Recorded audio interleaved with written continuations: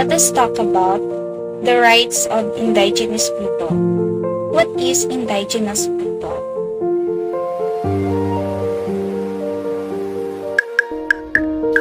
Indigenous peoples. There are over 370 million, living in more than 90 countries, accounting for 5% of the world population, but constituting 15% of the poor. Indigenous peoples are custodians of native seeds, traditional knowledge, and biodiversity. Sometimes, local governments feel threatened when ownership is already secured by local communities.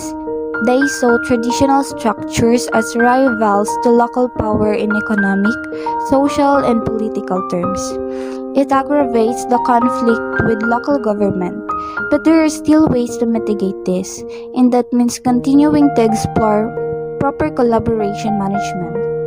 Yes, it was true that if the native people had already secured their lands, there would be limited rights that the government should have. The entrepreneurs will also be limited because they could not build many commercial buildings, and other things would be difficult for them because the IP would have a say in making the decision, and they felt threatened because of that.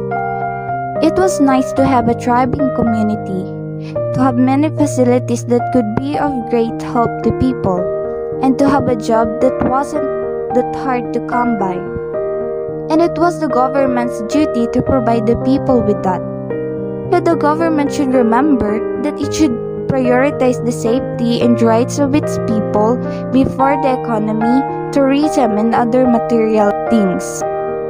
And those 14% of the indigenous people also need protection because they are still your people, your children.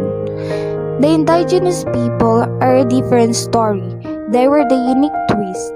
The government can still protect them and show their responsibility toward these people, not only through urbanization or material things, but also through a different approach. They need reassurance that their group will continue to exist in the coming year. They want to live from what they used to be. I am not saying we should treat them differently. I am saying we should treat them right, with respect and love. We are one of the benefactors of what indigenous people are capable of. Indigenous knowledge is vital to the environment as their sustainable lands can be used to combat climate change and build resilience to natural disasters. The rich heritage of intellectual property can help the world cope with changing environmental patterns and conditions. And as for government, as one of your citizens, maybe it would be better to give them a public school and a public hospital because that's what they need most. The country was big. Let them have that piece of land. Let them be the steward of the environment because, as they said, this is a win-win situation. Communities should thrive and their rights should be respected while natural resources are protected.